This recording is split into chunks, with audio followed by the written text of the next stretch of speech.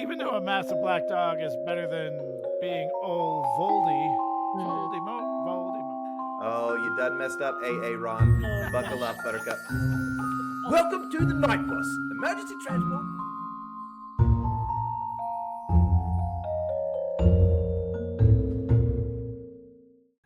Welcome back, witches, wizards, and muggles to Squibs Corner. That we are now on a regular recording schedule.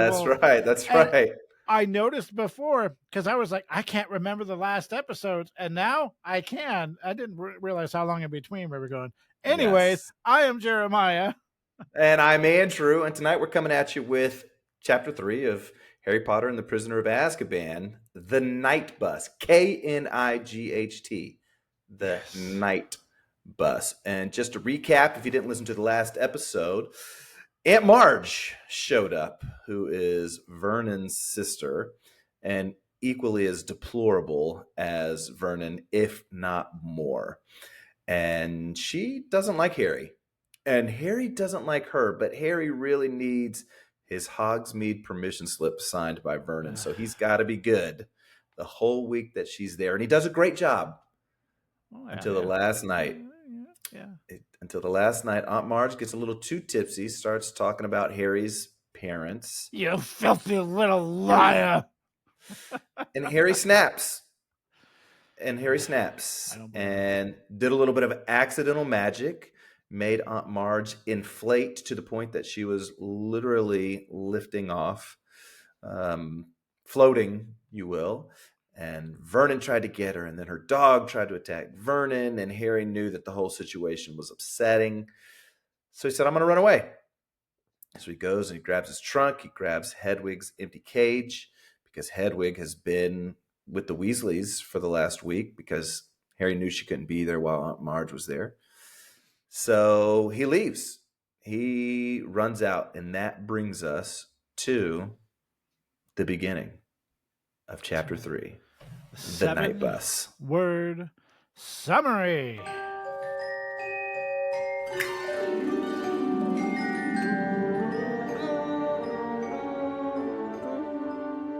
Andrew, what you got? Let's see how similar we can be this week. You know, I think we're going to be pretty dissimilar, because I went through a few iterations, and so much happens in this chapter.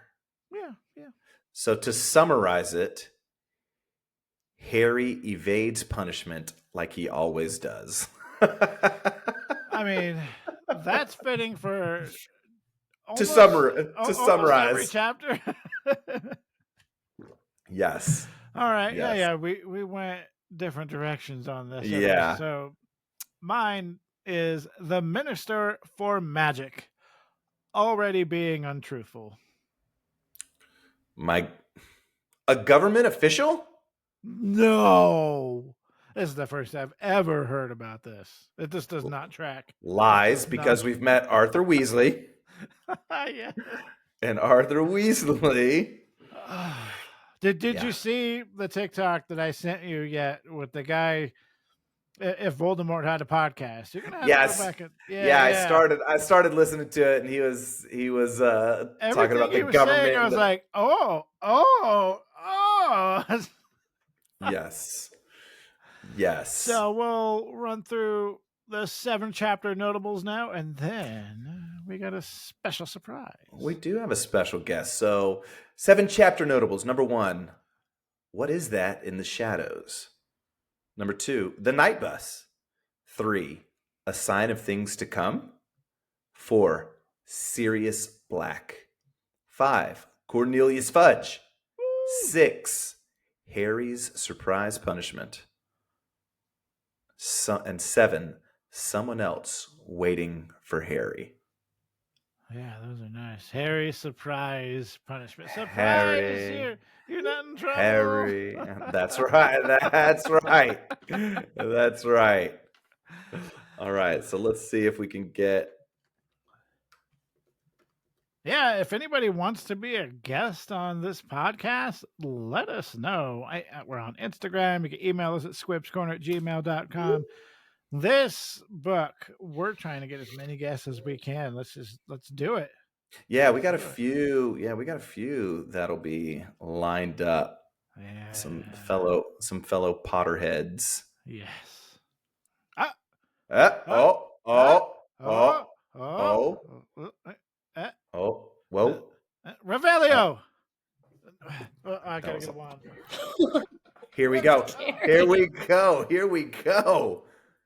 Oh, you're in your office. I'm in my office. Nice. I know. Man, I don't have headphones. I feel like an amateur. Don't I feel like don't feel that way. Just know that you I am. are that way. Somebody needs to be left out. Thank So, you. Yeah, Thank you. Yeah. You. I know. As I was logging in, I was like, "Are you using headphones?" I was like, "Yeah, I should be. You're right. You're right." Okay. It's okay. It's okay. Yes, and the show is just finishing, so the girls are all like in the dressing room about to leave. So I don't know if you can hear. That's okay. That's okay. We're not worried about it. Yeah, Yeah. Washington Place, which I've not seen yet. I'm trying to sneak in Yeah. there Saturday night. Yeah, I'm psyched. Also, hi. I haven't met Hi, you. Jeremiah. Jeremiah. Yes. This is Candice. Candice, Jeremiah. Hey, thank you guys for Are having me. you ready? I'm so Are ready. you ready? Are you ready for the 411? The I'm Inquisition Squad. Yeah. I think I'm going to move over here so that I'm a little less close to the girls leaving the building. I'm just going to go over to Rose's desk. A little less I have close. the background noise turned on. That so, will live on the yeah. internet See? forever. I'm working with pros. Did you send her the script so she could do the first paragraph? No. No. I told her, I said, look, we're gonna grill you on your Harry Potter journey. You better have that first paragraph memorized, is what he was insinuating. Yeah. Give it to me right now. I'm ready. Yeah, we're gonna grill her on her Harry Potter journey, and then I told her, I said, at any point we'll ask her opinion on things, and she can jump in at any time with any. I'm gonna take this podcast over. I knew I made a mistake. I know you did. As soon as I pressed send. Yeah. And she's like, yeah, I'll do it. No problem. I was like, oh no, a musical theater girl. They can't help themselves. Yeah. That's fine. That's fine. Okay, so let's do this. Tell us a little bit about yourself, what you would like for us to know about you, and a little bit about how you got into Harry Potter. Ooh, well, my name is Candice Dickinson. I'm the artistic director at Heart Theater. And all I ever do is be at the theater. That is why I know Andrew, because we spent a lot of our life together very recently. Yeah, and I'm like, Andrew, come back, our podcast. It's really messed with our podcast schedule. Yes. I'm so sorry, listeners. Okay, it was all my fault. Yes. But yes, that's what I'm doing all the time, is being at the theater. And when I'm not, I'm reading Harry Potter. That's a lie. But I do really love Harry Potter. Already lying to us. So what you're saying is you've never read the books? No, Yeah. I have. Oh, okay. Yeah, she asked me the other day, Harry Potter, that's Poseidon's son, right? Right? I'm like, yeah. No. Yeah. Can't wait to talk about Camp Is it short Half-Blood. for Harriet? Is that right? Yes. No, my journey with Harry Potter. So I started with the movies first. I'm sorry, but I did as well. Okay, thank you. Good. I'm glad I'm amongst friends. So it was actually the third movie that I started reading the books, because there was such a big fuss about how they like really deviated from the movie in the third book. And I was like, I gotta know what this is about. What are they talking about? So that's when I started reading the books and immediately joined the group in the community. Yes. And specifically, the books are better than the movies community. Love the movies incredible, but the books are just, you can't compare. And I'm hyped for the new HBO. I have hope. I'm optimistic. I'm skeptical. Did you see the pictures of John Lithgow? Yeah, I saw. Of course. He looks what? How does he look? I've never seen a longer beard. But the I was books do say that he can tuck his beard into his belt. And I so was that his expecting beard is him- book specific. Yeah, I was expecting him to look like John Lithgow, and I saw it and went, no, that looks like Dumbledore. Exactly. Yeah. I know. I also like, it's been weird for me too, because Andrew knows that I'm directing Dirty Rotten Scoundrels next year. So shameless plug here. And funnily enough, John Lithgow was in the original cast of the Broadway production of Dirty Rotten Scoundrels. He plays Lawrence, the Michael Caine character in the movie. So I've been listening to John Lithgow singing musical theater a lot. He's a very talented actor. He's so talented. He's and a now very he's talented actor. It's crazy. So Okay, but John, getting back to me. John, you can be on their podcast. You can be in their play. John, if you're listening to this, Get down to Waynesville, North Carolina. anytime. I will be auditioning Yes. for Dirty Rotten Scoundrels. We could next be year. in a show all together, John. No, but the I will say though, the Harry Potter series is very sentimental to me too, because me and my two best friends growing up, Emily and Brianna, they're twins, and we were like the triplets. We did everything together, and we've had the exact same journey. Like, we watched the movies first. We both all of us started reading at the same time.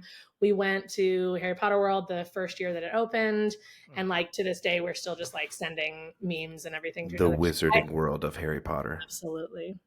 I told them today that I was going to be on a Harry Potter podcast, and they're like freaking out too. So we gotta get them on the pod. We gotta. You gained 2 new followers today. They immediately went on and they were like, follow. So, Andrew, that reminds me, in Colorado, there was one of my son's nurses that was like, "You have a Harry Potter podcast? What is it?" And then at the Ronald McDonald House, someone was like, talking about Harry Potter. It was like, well, I got this podcast. And she's like, okay, I'm going to send it to my son. I was like, bam. Yeah. Getting them left and right. We're trying. Oh, tell your friends. Okay. I will start with the questions, if that's okay, Jeremiah. Yeah, go for it. If we answer them. What house are you in? Gryffindor. I knew. Wait, what are you? She's a Weasley. So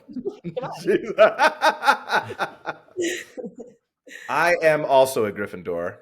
And I am a Hufflepuff.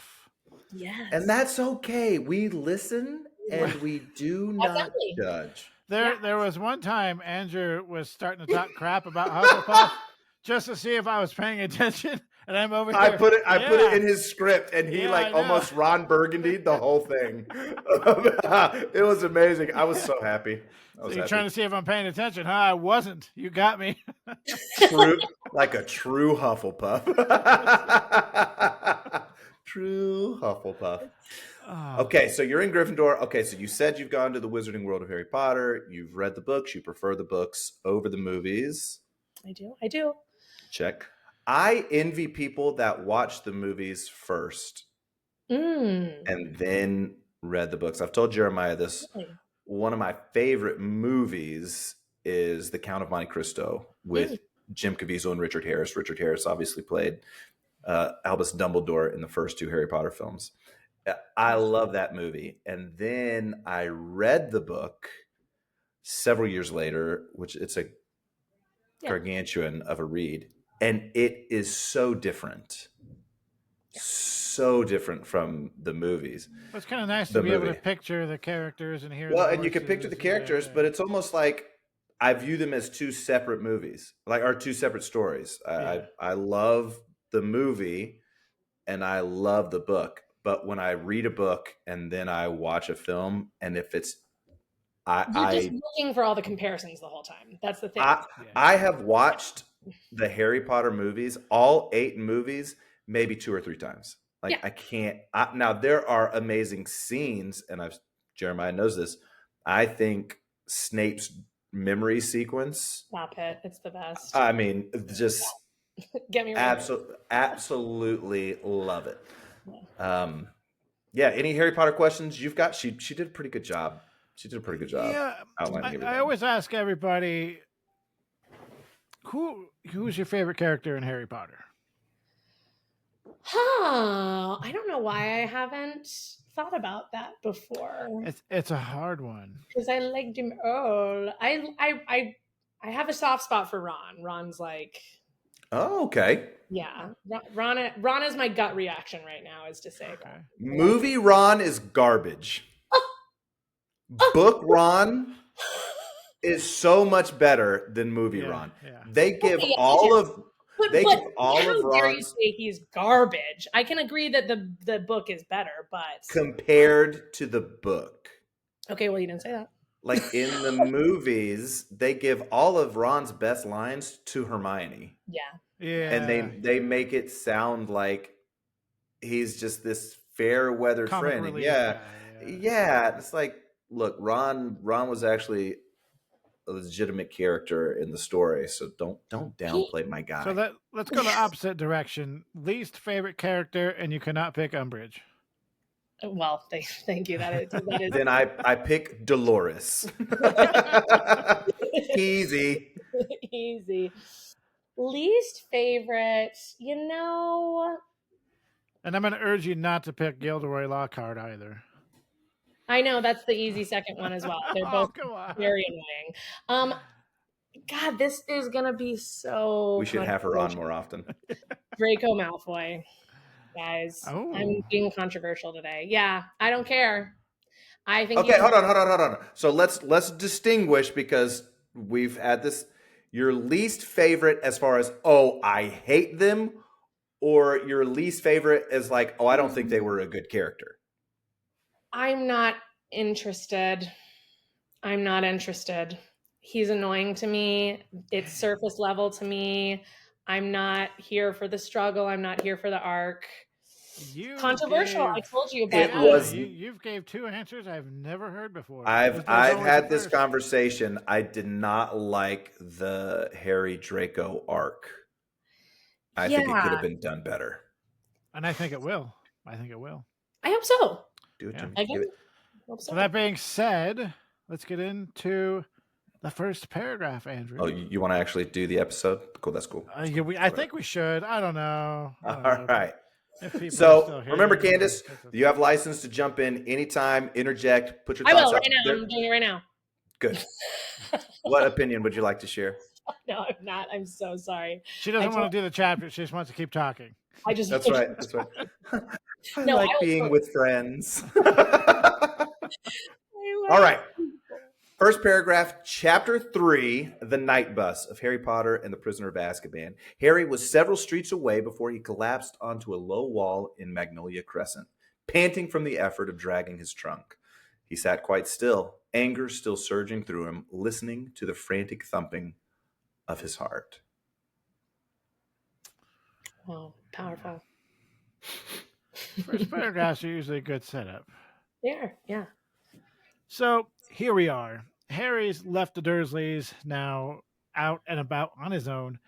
After 10 minutes or so, the reality of this decision to leave begins to set in.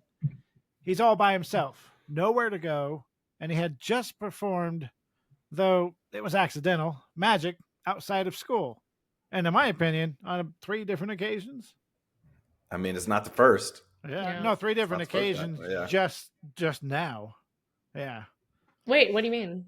What do you mean? Aunt Marge's cup exploded. Yes. He used wandless magic to open up the cupboard, and then he blew up Aunt Marge. So, unless the cup was actually Aunt Marge breaking it like she said she'd done before. I don't think it was. I think it was Harry. it was Harry. So, I felt like that was totally accidental, though. Didn't he? Yeah, but it's his mind. It's accidental, right? It's. Are we really going to think about it? Yeah. Although, I would say there's a lot of, especially when we know what we know in later books about how the ministry, is all on his case about using magic outside. It does feel, that's the one thing with this chapter I really took away. Well, he already got the warning last year. Exactly. When Dobby was in his house. Yeah. And he brings that up. He brings that up later. But can I say, before we move on, please do. This is the most relatable part of the entire Harry Potter series for me. Yeah. Harry emotionally rages, and 10 minutes later it sets in like, I may or may not have acted emotionally here. Isn't that always Harry though? I mean, I feel Oh, like wait till book 5. Yes.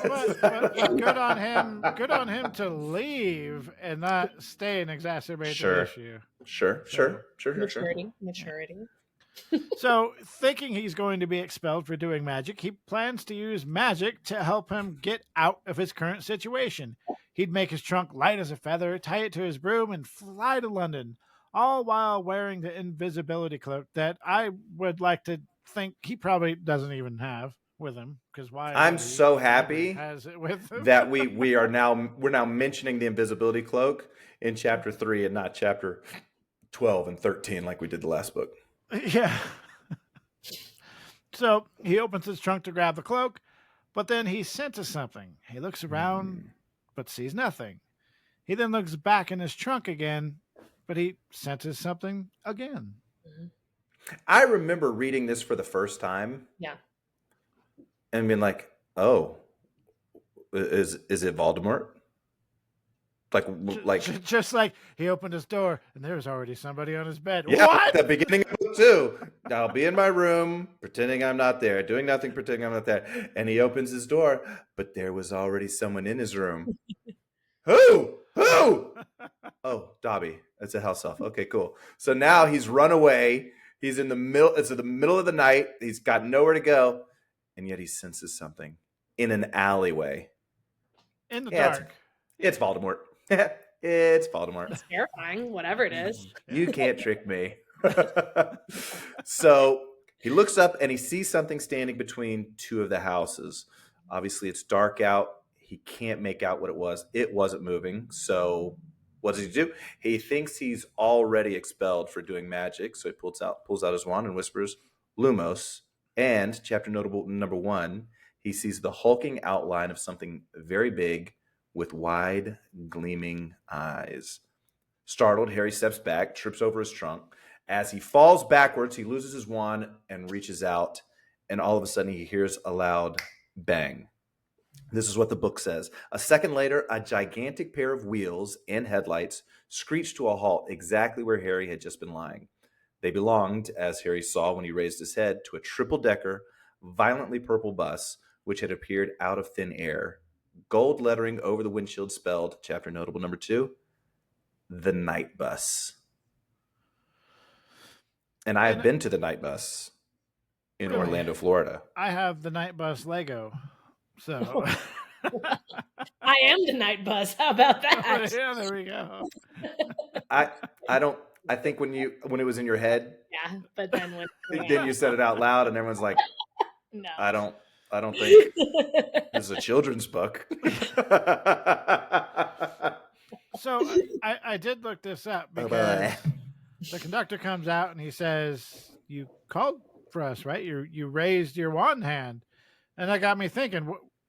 What do you just raise your wand hand and the night bus shows up wherever you are? Apparently, you have to be on the curb, and then you raise your wand hand, kind of like you're hailing a cab. So that's okay. Where that came from. Okay. And I'm assuming it only works if you're on the curb on the side of the road. That was my first thought too. To be perfect, there's a lot of things in this chapter that I'm like, okay, but how does this actually work? Like everything with the night bus, I feel like we're skimming over so much with how it works. Houses jumping out of the way. Yeah. Exactly. Like, and just anyone bringing their hand up on the curb. Like, I feel like the night bus is getting called a lot of times when right. That was mine. Like how many times is the night bus just showing up somewhere? Yeah. From what we know about wizard travel, why do we even have the night bus? It's you've got port keys, you've got flu powder, you've got disapparation, you've got broomsticks. Well, what if you're a squib? Or underage. Thank you. But then you get on the bus and it's full of adults. It's Harry is the only teenager other than Stan Shunpike on this bus. Unless they're all squibs. But would squibs know about the night bus? In my extensive research coming into this podcast, I don't know what the source is at all for this, but it says The night bus was a Muggle-esque outrage. Mainly purebred pureblood fanatics initially boycotted the night bus after its introduction in 1865 because they viewed it as Muggle-inspired idea. It's a little So it fun says for so it you. says Yeah, nothing about if Squibs can No. use it. Do Nope. do Squibs have wands? I don't know. Imagine. Like if the wand chooses the wizard, Yeah. You know, do Squibs? if a Probably squib do. doesn't have a wand, are they even trying to learn magic? Probably. I really want to learn magic, but I'm not going to go get a wand. That's not going to help. Yeah, You know, we I really don't know. Help your don't get much situation. information on Squibs in this book series, do we? Not really. No, really, it's just In the movie, Argus Filch drops his letter for some reason, having it on him, and Harry picks it up and says, "You dropped this," and that's all we get about that. That's in the extended version. How lucky! That's not in the theater version. How You have lucky to that watch- they added that. You have to watch. Yeah, it's just like nonsense scene. it's like we're gonna add it.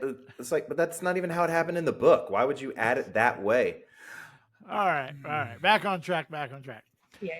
Harry isn't even sure if what he's seeing is real until a conductor in a purple uniform steps out and recites, "Welcome to the night bus. Emergency Hold on. Oh. This. Okay. Continue. It's read two Continue. different ways. Okay. I didn't know if you were gonna do because it's in quotations. So we try, Candice. Okay, I'm ready. We try to do the character. I don't if know if we're I want to reading do the it. movie version or the book version. I'd like the movie version because he was just saying it like he doesn't want to be there. Okay, the whichever book, one he you said it with- whichever one. I can't remember the book version. He sounded kind of Cockney. It's very. Yeah, he's very Cockney in the book, the Jim Dale version. Yeah. Welcome to the night bus. Emergency transport for the stranded witch or wizard. Just stick out your wand hand, step on board, and we can take you anywhere you want to go. My name is Stan Shungpipe. I will be your conductor this evening. Seeing Harry lying on the ground. I'm stop sorry, the but conductor is Stan mid-sentence. American? Andrew's really mad right now. Well, Is Stan? You were reading. oh, Oh, you thought it was you little Stanley. baby. You thought it was Stanley Shunpick, and he's not in this book, Jeremiah. well, if you think you can do better, why don't you read it? Oh, you done messed up, AA Ron. Oh, Buckle no. up, Buttercup. Welcome to the night bus. Emergency transport for the stranded witch or wizard. Just stick out your one hand, step on board, and we can take you anywhere you want to go. My name's Stan Shunpike, and I will be your conductor this evening. See, he practiced that in his shower for sure today. I he told you me not to he had- watch me when I shower. He told me he had a role in a play where he had to be British. That's true. Just did it. And I said, True don't story. sound like Harry Potter. Just make it your own, Andrew. My dialect coach is Daniel Radcliffe, so I had no choice. So Probably sorry. wouldn't get anywhere. He'd be like, yeah, I killed Voldemort. What have you done? Ah!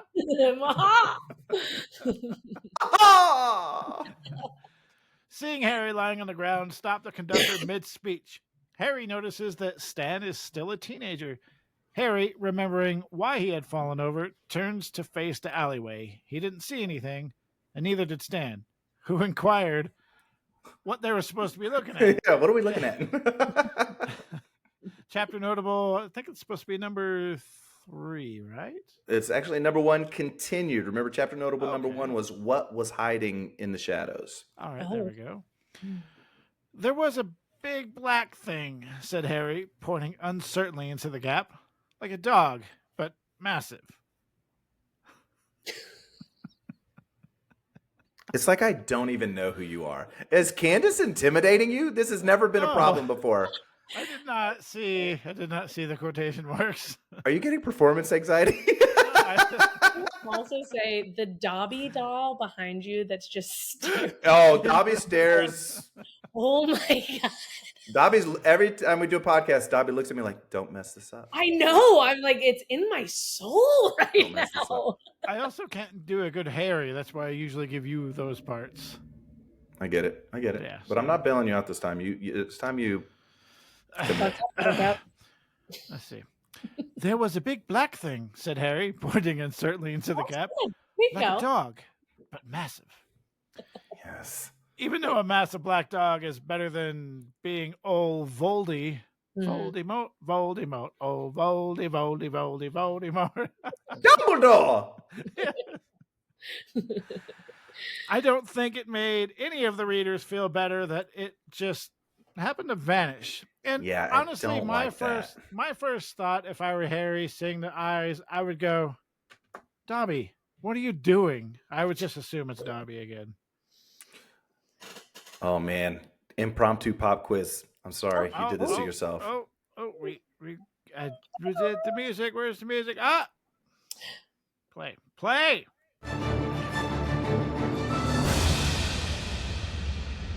Technical difficulties. I'll just say that was. And anybody, now that there are two people, There's two how chances to get it wrong. how are Dobby's eyes described in Harry Potter and the Chamber of Secrets? Saucers? That sounds right.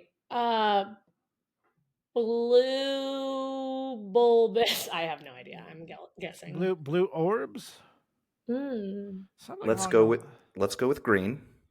Green. Yeah, because we're looking at Dobby in the background. Yeah, and I was trying to take clues from my surroundings. Green tennis balls. Green tennis balls. Okay, that was an You're impromptu. lying. Yeah, I tried to call him out last chapter too, and he would not allow it. Doesn't? I do not allow such shenanigans. Nanigans. Yeah. Well, you got me. Now I know. I mean, it's what I do. It's what I do. So then Stan notices the scar on Harry's forehead. Harry obviously doesn't want anybody to know that it's him, since technically at this point he feels like he's on the lam. He is running from the authorities, thinking he's going to be expelled. So when Stan asks his name, Harry hesitates and says, Neville Longbottom, which I think is great because no one will remember the name Longbottom if they're looking for a suspicious teenager on the run. So Harry double checks that the night bus can indeed take him anywhere and asks how much it is to go to London.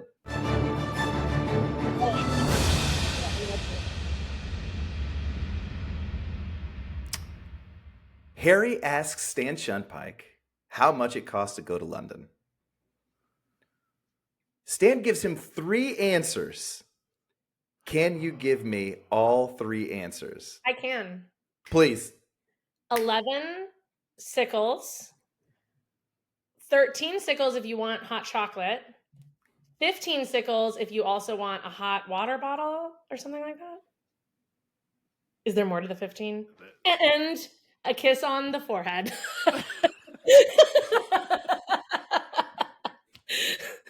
You're so close. You are correct so far. The people on that bus are the last people you want to kiss you on your forehead. Oh God, Stan's how they do him in the movie is a toothbrush, and you could pick the color you want. Hot water bottle and a toothbrush. You can pick. Yes. So here's some fun discrepancies. I wonder which one he picked. Well, we know that he gets hot chocolate because Stan pours it on his pillow later in the chapter when the bus stops suddenly. Yeah, okay. We don't know anything about a toothbrush, so we don't know. I don't think he's getting a toothbrush. He's got places to go, people to see. Well, and my question is, does the 15 sickles also include a hot chocolate? I would say. I would think assume so. I'm not going to pay extra for hot water. Yeah. It doesn't make sense. So Harry reaches into his trunk, gets his money pouch, and hands Stan. Now, in the books, it says he hands him a handful of silver. In the audiobook, it says a handful of gold. Wow. I don't know why. Which brings us to another little pop quiz since we're talking about wizard currency. I'm on edge. Can you give me the breakdown of wizard currency? No, I cannot. Sickles is the lowest. No. Nope. Canuts is the lowest. Canuts is the lowest. And he has, I think, sickles, galleons. Galleons. Yep. Yeah. How many sickles No. per galleon? And You how don't many canuts? 10 sickles to a galleon and 7 canuts. You choosing an even number tells me how little effort you've put into thinking right now. I'm not even I going to was pretend to moving. act like I know, so. Yeah, I was not told I had to do math on this show. You don't have to do math in this show. Misrepresented.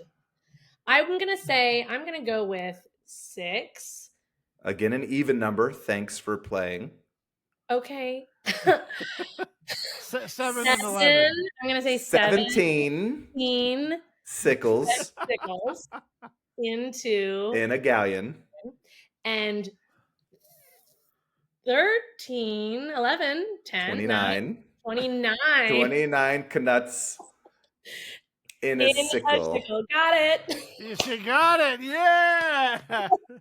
493 canuts to a galleon. You're welcome. Wow. Yes, that was math. You're welcome. You're welcome. Don't worry about it. We just... I've already forgotten. No. 17 and 29. That's correct. Okay. Yeah. I got it. Yeah. In the ball. I'm having fun. We're having fun, people. Just next time Andrew sees you, he's going to run up to you and go, pop quiz. Pop quiz. So, Harry pays Stan at least 13 sickles. Stan helps Harry on the bus, and Harry notices that there are no seats and no chairs on the night bus. But there are a lot of beds. So, okay, didn't know what was happening. I need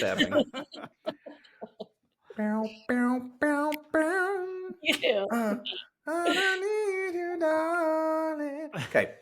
So Stan gives him basically the bed. That's right. Production can't afford that song, so we're gonna have to. So Stan gives him a bed right behind the driver and where Stan stands, and he's introduced to the driver, Ernie Prang, an elderly wizard wearing very thick glasses. Can I tell you? I'm sorry. Can I tell you Go. another fun fact that I came across that actually was really cool to me and I didn't know? Absolutely. Do you want to put it in the form of a pop quiz? Yeah, I do. Okay. I don't know how to put this in a pop quiz. Okay. Ernie and Stan, who are they named after in J.K. Rowling's real life? That is a good question that I'm not prepared for. I have no clue. So we're going to guess. See, that's not really a pop quiz because we're going to guess. It's something we should know. So her mom and aunt. Look, I really don't. Yeah, things outside of canon, I really don't consider as, maybe the postman and a cousin. Her grandparents, her grandfathers. Oh, very cool. Yeah, Ernest and Stanley. That's cool. Nice. Oh, one little cute one. And you should feel ashamed that you didn't already know that. And yet? Defying the odds once again, I feel no shame. You've met me. I have. I'm just going to go on record to say this might be our longest episode by the end. Oh, yeah, baby. That's why you brought me on. When you edit it, just go ahead and put 1.5 speed. Just be like, good. Just get rid of it. Okay, no more fun facts. I'm here. We're focused. I'm going to go with a lot of fun fact. There will be more fun facts.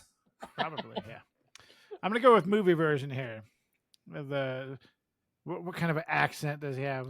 Well, so remember in the movie, they've got the shrunken heads hanging, which are typically a Jamaican or Haitian type. There it was. Yeah. Take her away, Ern, says Stan. And there was another huge bang. The night bus accelerated, throwing Harry back on the bed.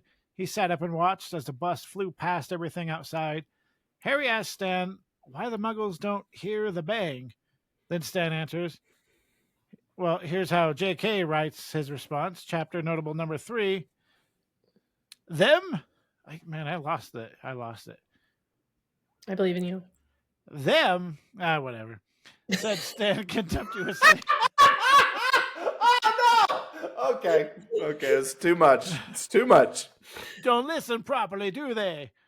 Don't look properly either. Wait, Stan's not Jamaican. The shrunken head is Jamaican. Oh, man. There goes the hillbilly accent. Them over there. Take it away, Andrew. Them, says Stan contemptuously. Don't listen properly, do they? Don't look properly either. Never notice nothing. They don't. There we go. So chapter notable number 3 is a sign of things to come. So unless you've read all of the books and then you come back to Stan Shunpike, because obviously he gets into some trouble in the end, but I'd never remember this until the second go around. Yeah. Harry's just asking, well, how come the muggles don't hear the bus? And he's like contemptuous about muggles. You're like, oh, I didn't realize that first go around. Very telling. Foreshadowing. A little thing, and I say this all the time, Candice, I love how J.K. Rowling will put just little things in the book, and then later, like in the first book, right? Oh, I borrowed this motorbike from Sirius Black. Yeah. And that's it. Throwaway line, cool. Yeah. And now here we are, book 3, and we are building an entire story around that. Yep. So good. Yeah. So Stan shows up later in the books for a little bit. It's unsure of Stan's allegiance in the wizarding world, like you were just talking about. Though the night bus was driving wildly and recklessly, they never hit anything. Harry was busy wondering if the Dursleys were able to get Aunt Marge back to normal, which, how would they do that? And wondering what would happen to him when the ministry got to him. Stan pulled out a copy of the Daily Prophet. A large photograph of a shrunken-faced man with long, matted hair blinked slowly at Harry from the front page. Yeah, because at this point, Harry had only heard about Black's escape on the Muggle News. Yeah. So seeing it on the Daily Prophet, Harry recognizes the picture. What you got, Candice? I see your... That's also very different, right? Am I remembering correctly that that's very different how they describe Sirius Black's photo in the book versus how they do it in the movie? Because in the movie, isn't he like and like screaming and like... Yeah, he's very, very outrageous. Especially... blinking slowly. Yeah, especially because... Especially when we talk about and we learn Stan tells us in just a second what everyone thinks happens the day that this all went down. So Harry recognizes the picture, and it was the man that he had seen on the Muggle News. So chapter notable number 4 on the Muggle News, it just said Black. Okay, we're listening for Black. That's all that they mentioned his last name. And obviously Vernon was like, you didn't tell us where he was. What's he looking for? Do we need to be on the lookout? Hang him. Yeah, hang him. That's the only way to deal with these criminals. So chapter notable number 4, Sirius Black. He said, nodding. Of course, he was on the Muggle News. Neville, where you been?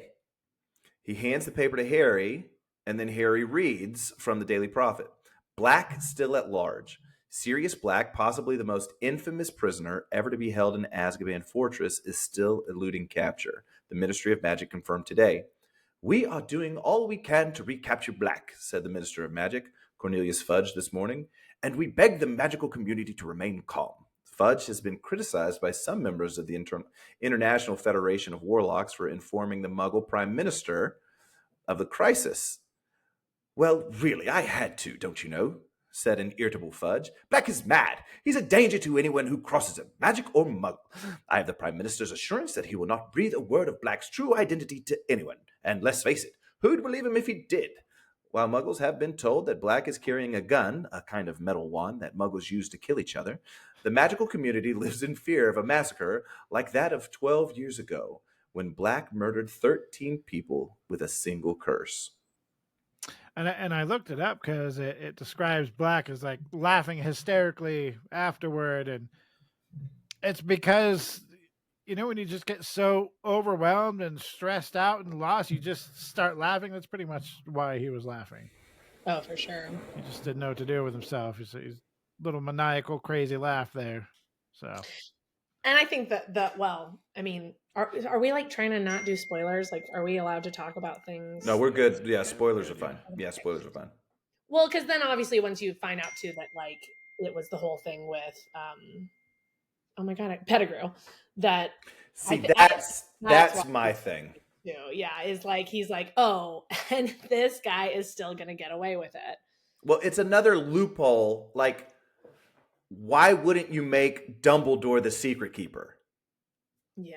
Why make and nobody told anybody who it was going to be. So that's why Lupin thought that it was, and it's just so for, I think, all of it to happen, him to find out that it was Pettigrew, and it all to just be like, oh, and now he just framed me. Yeah, exactly. Perfectly. Yeah. I hope there's no way in the wizarding world that I can be proven innocent. Oh, yeah, I know. Just give me Veritas serum. I'll tell you the truth.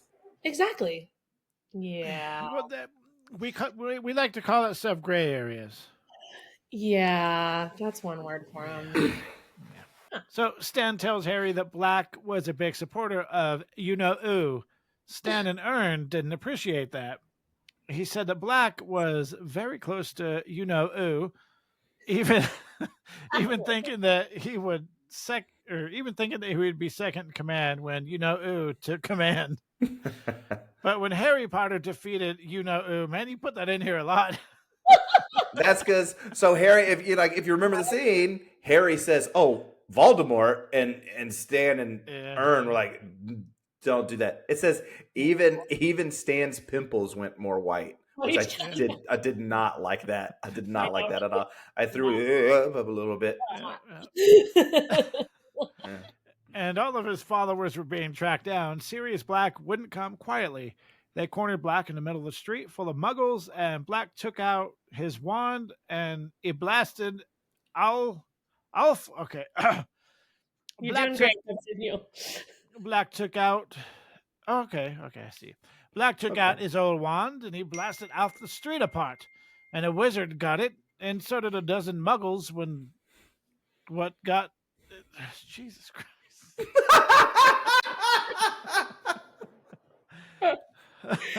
I'll get it.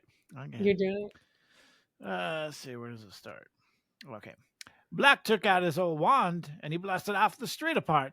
And a wizard got it, and so did a dozen muggles and got in the way. Horrible, eh? And you know what Black did then? Stan continued in a dramatic whisper. What? Said Harry.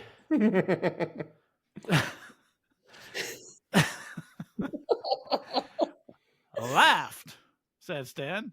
Just stood there and laughed. And when reinforcements from the Ministry of Magic got her, he went with him. Quite, Jesus Christ, that's hard to read. You're doing so it's very good. Cockney. You gotta let go and embrace. Let go and let Stan. And when reinforcements from the Ministry of Magic got there, he went with him, quiet as anything, still laughing. His head off. They took Black to Azkaban, but he's escaped. That was a terrible, terrible rendition. No. I felt it in my awful, maybe. Garbage, dumpster fire, yes, but not as bad as you think. Maybe it's worse than what I think. Honestly, So I re-listened to the chapter this morning, and it was some sort of like I just chose like the first because I was like I just need to listen, and it was some sort of AI reading it, and I will tell you, you did much better than the AI Oh, trying that's to too read funny. how J.K. Rowling. funny. Yeah. She wrote It's pronounced rolling, J.K. Rowling. Just throwing that out there. Rolling like a boat. I'm so Rolling. How did Harry Potter get down the hill? He walked. J.K. Rowling. great. Wow. I'm gonna laugh about So, that. She's gonna laugh about that later. That's right. So Stan says that obviously Sirius Black was in Azkaban and he's also escaped. And Stan says that he's the first ever. There's never been another escape from Azkaban. And then when Stan starts to talk about Azkaban or the Azkaban guards, Ern actually makes him change the subject. Ern even says, "Them Azkaban guards give me the collywobbles." Whatever that is, it doesn't sound like a good thing. Mm-mm. So then, after a while, Harry's kind of on the bus. He's been on the bus for a while. Stan spills his hot chocolate on Harry's pillow. A lot of the witches and wizards, they come down from the top 2 floors. They get dropped off at their destinations. And now Harry's the last one on the bus. So Stan asks where Harry wants to go, and he tells him Diagon Alley. Not Diagon Alley. No. So Harry, this whole time, has been concocting a plan. He'd lie low for a couple of hours, see until it's the middle of the night. He would sneak over to Gringotts when it opens, grab some money, and then he'd be off. Where? He doesn't know. Then the night bus skids to a stop in front of the Leaky Cauldron. Harry jumps out of the bus only to find chapter notable number 5, the Minister of Magic himself, Crazy. Cornelius Fudge, waiting anxiously for Harry Potter to arrive. You're already like, oh, I'm in deep trouble. Oh, there's the minister. Does he know what the minister looks like at this point? Yeah, he has to. Stop it. Use your brain, Jeremiah. Well, Book 2, Hagrid's Hut, under the invisibility cloak with Ron Weasley. Oh, yes. Ronald yes. Bilius Yes. Weasley. Oh, good call. He I mean, knows. that really is nightmare. Like, if you're freaking out and you think you're in trouble, and then like the number, I would have The worst of the worst. Oh. If Voldemort was standing beside him, he'd be like, "Yeah, that checks out. Yep, this." He'd be like, rather see Voldemort. It's as bad as it could get. Truly. Yep. Well, yeah, I know. I'd rather see Voldemort. I beat him 3 times. I don't know what to expect. I don't know what to expect from Cornelius over here. Got the law on his side. Yeah, jeez. Harry. So Fudge calls him Harry Potter, which catches Stan by surprise. He was excited to hear that Harry Potter had been a passenger on the night bus. And I like how he goes, "Hey, did you hear what Neville Longbottom's name is?" Yeah. Hey, what'd he call you, Neville? Yeah. Yes. Fudge takes Harry inside so they could have a chat. We see Tom, the bartender, again, which they described him as toothless, and I'm fairly certain in the movie he has a full discrepancies. Well, remember, there's 2 different Toms in the movies. Oh, really? Yeah, so if you watch, it's the same Tom, like the same situation. Yeah, I think in the first movie, it's just kind of an older gentleman with like grayish hair and Tom doing the his thing. barkeep. Yeah, but then in I want to say Prisoner of Azkaban, it's like a guy that was hunched over, almost like a lurch type. Yeah. Is he supposed to be the same Tom? Yeah, it's Tom. Tom from the Leaky Cauldron. Really? He's had a rough couple years, Everyone has. Rough couple years. It's an understatement, I guess. Huh? Exactly. Because the general public thinks that Sirius Black is still on the lam for years, so he's truly. He took transfiguration classes. Maybe he tried to become an animagus, or something went wrong somewhere, and now he went Uncle Fester on us. Let's get magic. Yes. HBO, lock in. HBO, if you're listening right now, we got some ideas. We would love what happened to Tom between movie 1 and movie 3, and go. Yeah. Fudge and Harry go to a small parlor so that they could speak in private. Harry, expecting Fudge to punish him for doing magic outside the school, was very relieved when he wasn't in trouble at all. As a matter of fact, the ministry had taken care of Aunt Marge's inflation, which, now that I'm reading that, I would love to see how Vernon reacted to that. Ooh, Yeah, because it says that they wiped her memory, Ooh. but it doesn't say that they wiped Vernon and Petunia's memory. I don't think they're doing that. They're just letting Vernon and Petunia They know. They Yeah. know. Like, it's no secret. Which maybe that's why they he know they're said. not going to tell. Yeah. They don't want maybe- anyone to know why that they're affiliated with witches and wizards. Maybe that's why he said later, "Oh, if he stays over the holidays and all that stuff." Yeah. So maybe. Yep. More wizards? What did you do, Harry Potter? Yeah. You gave a wizard my phone number, and now they're showing up to my house. People calling me, yelling. Buckle up, Vernon. Buckle up. Buckle up, Buttercup. So, in response to Harry being unable to speak, Fudge went on to say, you're worrying about the reaction of your aunt and uncle, said Fudge. Well, I won't deny they were extremely angry, Harry. But they are prepared to take you back next summer as long as you stay at Hogwarts for Christmas and Easter holidays. To which Harry replies, I always stay at Hogwarts for Christmas and Easter. Yeah. And I don't ever want to go back to Privet Drive. I know. He's like, yeah, deal. So then we get chapter notable number 6. So instead of Harry being expelled from Hogwarts, he learns that he gets to stay at the Leaky Cauldron for the rest of the summer.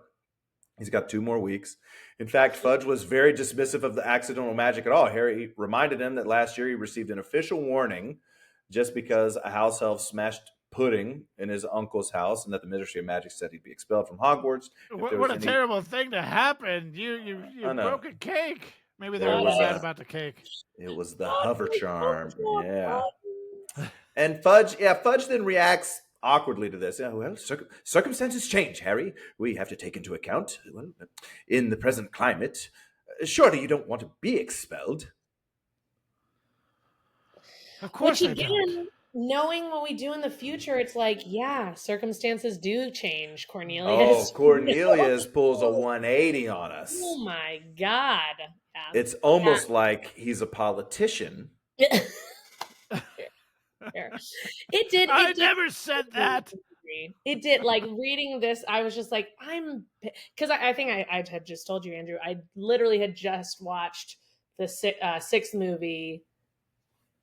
No.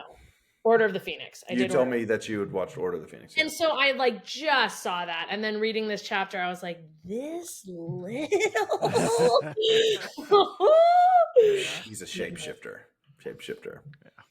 So Harry's like, of course I don't. And Cornelius Fudge is like, well then, what's all the fuss about? And he starts laughing. Now have a crumpet, Harry, while I go to see if Tom's got a room for you. And Harry, obviously picking up on this, finds the whole situation very odd. Why was the Minister of Magic, of all people, waiting for him? And why wasn't he going to be punished? And he thought this obviously has to be a very unusual situation. Yeah. Yeah, the whole thing is like, why is the minister there and not Dumbledore or anybody else, really? The minister, really. The minister. All right. Yeah. So Harry's a big deal.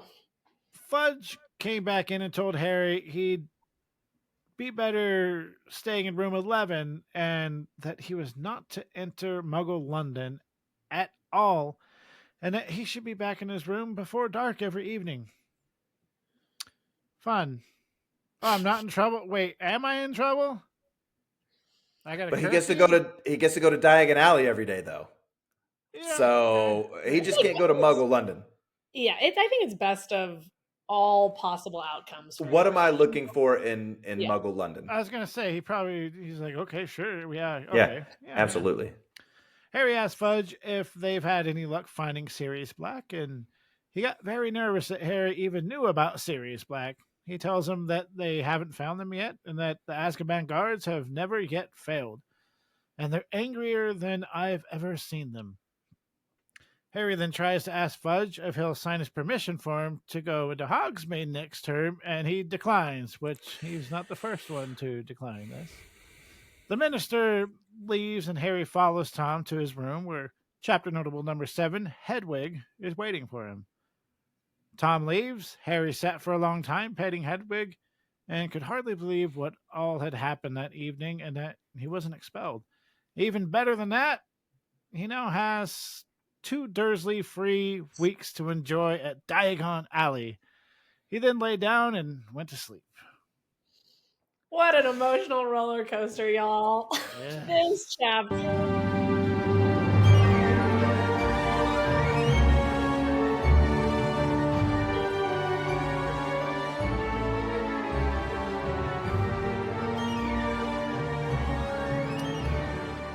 You know what? Necessary or not, we love our music. We do love our music. Yes. We love our music a lot. We'll let you go first on your final thoughts of the chapter, Candice. What? Oh. My final thoughts on this chapter. I think I already said it. Emotional roller coaster. You know, we really started out in a dark place, literally fearing that Voldemort was behind us, that we were expelled, on the run, and came full circle. And just I mean, this really is a great chapter. Like, I feel like it gives a lot of foreshadowing into like what's to come in this book.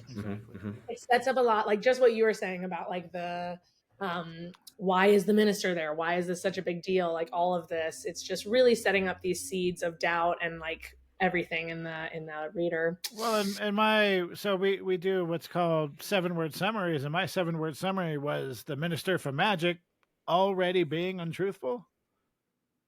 Boom. So yeah. And I'm curious about, so me and Andrew kind of talk about it at nauseum. Books 1 and 2, aimed for children. They're great books, but both books seem to be intro to Harry Potter, and it's not until book 3 that, okay, here we go. Now we're going to start getting somewhere. Absolutely. Books 1 and 2 are made for children. Books 3 and up, they start aging up as they go. Yeah, it really feels like once book 3, you know, from book 3 onward, it's all really one big story. Whereas book 1 can be its own story, book 2 could be its own story, the characters, and we establish that Voldemort is this bad guy. But then book 3, Prisoner of Azkaban, I think really ups it. And one of the things that I love about this chapter is that it's another expansion of the wizarding world. Yeah, and it's not just some, I mean, it is kind of random, I guess, but like books 1 and 2, it seemed like almost everything that was happening was random. There was almost no point other than to introduce something magical.